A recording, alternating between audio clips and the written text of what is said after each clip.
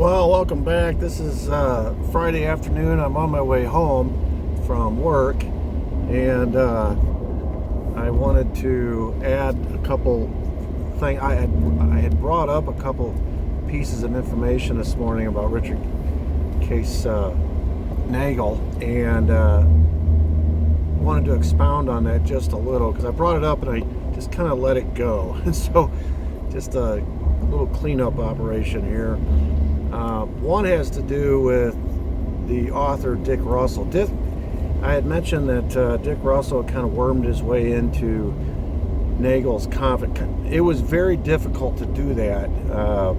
Jim Garrison tells the story about how agonizing it was to try to get anything out of Nagel. He was very tight-lipped and he was paranoid. He didn't have a lot of friends. He didn't talk to a lot of people. He isolated himself, especially later in life. But he just was very difficult to get to know very well and feel comfortable enough to share things with you. So Dick Russell was an author, and he was a he was a JFK assassination researcher, and he'd been researching the JFK assassination for decades, and he began interacting with Richard Case Nagell and slowly but surely got some of this story out of him and published the book first in '92 about this story. It's called The Man Who Knew Too Much, and it was just through decades of painstaking research. And he always felt like, Dick Russell said later, after Nagel died, he said, I always felt like he knew more, and he was unwilling to go all the way and tell everything that he knew. He goes, I've always wondered what else he knew that could have shed some light on the JFK assassination. But as far as what he did know, what he did share was so groundbreaking and so damning to the CIA in particular. Jim Garrison also got to know Richard Case Nagell because, as I mentioned this morning, he was bringing that Clay Shaw trial, and so this information had been brought to his attention in the late '60s, and so he interviewed Richard Case Nagell several times, and his goal was to get him on the stand to tell this story, but he could never get Richard Case Nagell to point the finger at the CIA and give names. He would give names. Like, for example, Garrison asked him, okay, give me some names of people that were involved in this plot that are from New Orleans, because Garrison was the DA of New Orleans, and he specifically named Clay Shaw, David Ferry, Lee Harvey Oswald, through, as we mentioned, his having infiltrated that plot, and then Guy Bannister. And those are the same people that Garrison was investigating. He eventually brought charges against Clay Shaw. But he would never give names about the CIA. Now, he would point the finger at the FBI. He was very angry at the FBI because he'd written a letter. You remember that? We talked about that. He wrote a letter to J. Edgar Hoover warning him of the assassination plot that Oswald was a part of that was going to take place in Washington, D.C. at the end of September. And he was trusting that J. Edgar Hoover would do his job and foil the plot, and that would get him off the hook. Of course, J. Edgar Hoover didn't do anything. So that left Nagel in a position where he felt like he almost had to. He's kind of backed into a corner where he had to go into that bank and shoot it up, take the arrest, to go sit in a jail cell for 5 years. He was very bitter at the FBI and J. Edgar Hoover in particular. But Garrison wasn't bringing a case that was implicating the FBI. He was bringing a case that was implicating the CIA.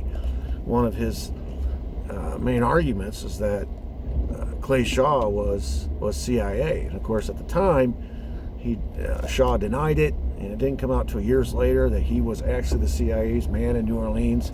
He was making an argument that David Ferry was connected with the CIA through Operation Mongoose. And of course, David Ferry died before the trial. He was making an argument that Oswald was CIA. Of course, By that time, Oswald's already dead. He was making an argument that Guy Bannister, all these guys were CIA. And that's the case he's trying to make. And he wants to take down Shaw and then work his way up the chain and eventually get to the top of the conspiracy. Well, Richard Case Nagell would not help him go after the CIA. He just flat out wouldn't. Garrison said, I tried and I tried and I tried. And he would not budge. He would not budge. And once he got his back up, he was stubborn as a mule. So Garrison actually chose not to put Nagel on the stand because he realized he was not going to get the information out of him that he needed for the purposes of his trial. So those are the two pieces of information. Dick Russell was the author. That book has been reprinted several times. I know there was another reprint in 2003, I think. My copy, I think, is even newer than that. Anyway, it's called The Man Who Knew Too Much. It's a fascinating story. And that's how the Assassination Review Board heard the story, because they were interviewing Dick Russell.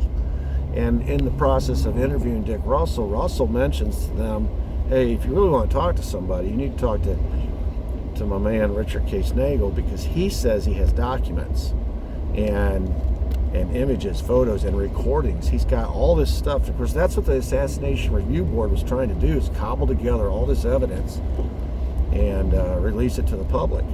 So they contacted Richard Case Nagell to see if he'd be interested in turning over, or at least talking to them, turning over all this evidence, these documents, and these recordings. And shortly thereafter, Richard Case Nagell was found dead of a heart attack.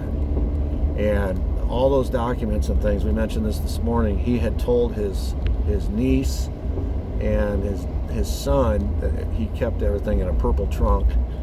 And he died so suddenly, he didn't have time to give them the address, but they found it in his belongings, and they went and checked it out. Of course, the trunk was gone. And when they came, and I told you the story this morning, the son came back to his house, and when he walked in the door, his house had been ransacked while he was gone. So he was very paranoid. There were attempts on his life three times for sure, where people actually took shots at him. There were several others that he maintained were close calls. He was just always looking over his shoulder, and felt like and there were a lot of JFK witnesses that were disappearing during this time. He felt like if he said the wrong thing to the wrong person, he might be the next. So he was very closed-mouthed, very tight-lipped. He talked to Dick Russell. Dick Russell talked to the AARB. The AARB used that conversation to contact Richard Case Nagell. He also talked to Jim Garrison, and Garrison later said, though I could not put him on the stand, I still believe he's the most important witness. In all the research I've done trying to prosecute this case and write my books, he's the most important witness I've ever interacted with. So just a few little add-ons to this morning's topic. Fascinating topic, and I hope that it was interesting to you, as interesting to you as it was to me. Thanks. Appreciate everybody tuning back in, and I'll see you next episode. I think the next episode will be number 30, I believe. All right. Talk to you guys all later. Bye.